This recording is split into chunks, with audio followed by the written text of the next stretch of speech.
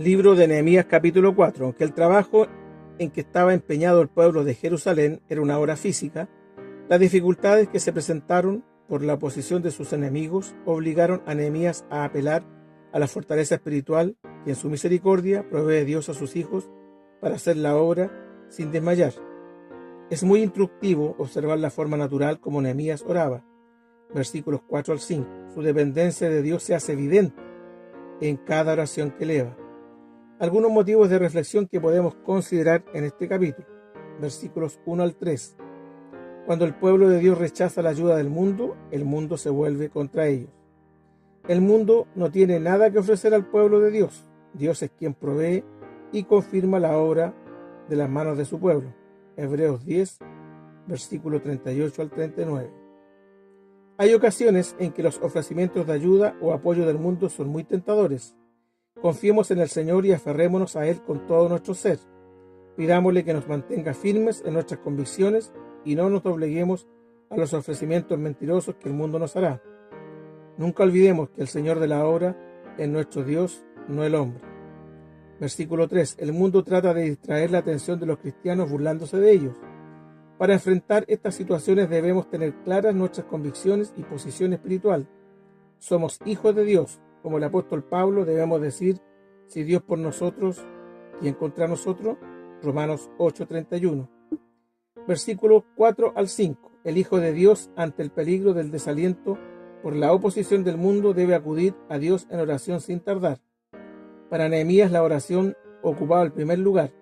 Ese era el primer paso, era una manera de actuar que lo caracterizaba. En esta circunstancia no enfrentó a sus enemigos directamente, llevó el tema en oración a Dios. En nuestra vida, ¿cuándo acudimos a Dios?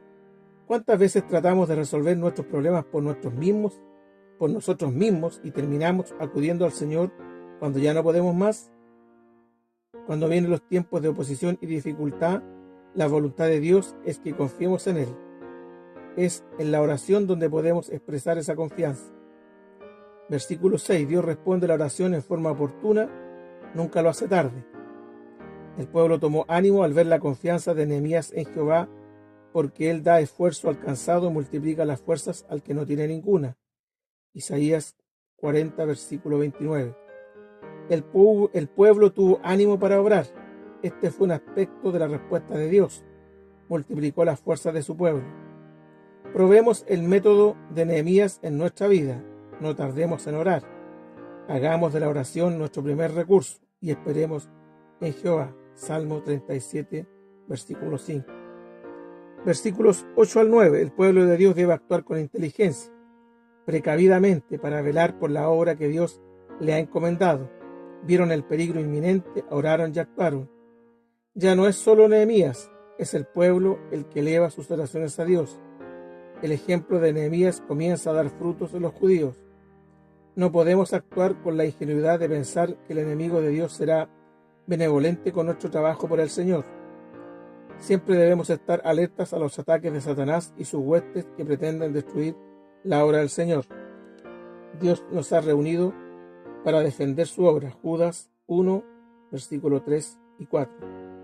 Versículo 10. A veces la promoción del desaliento viene de dentro de la congregación. Hubo algunos que comenzaron a poner su mirada en las dificultades que lógicamente debían enfrentar en una obra con la complejidad de la que estaban realizando. Esos escombros estaban ahí desde que el muro fue destruido por los babilonios en el 586 a.C. La obra estaba en la mitad. Era necesario un nuevo impulso para concluir. Esto tiene al menos dos aspectos a considerar.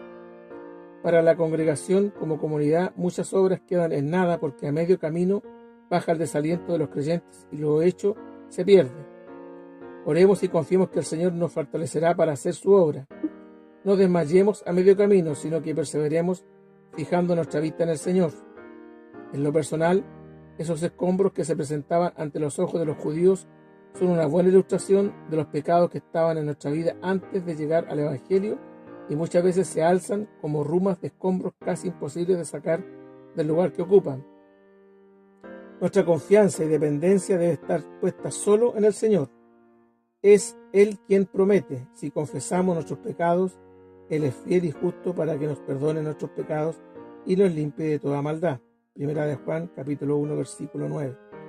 En ambos casos, imitemos al apóstol Pablo y exclamemos con él: olvidando ciertamente lo que queda atrás y extendiéndome a lo que está delante, prosigo al blanco, al premio de la soberana vocación de Dios en Cristo Jesús.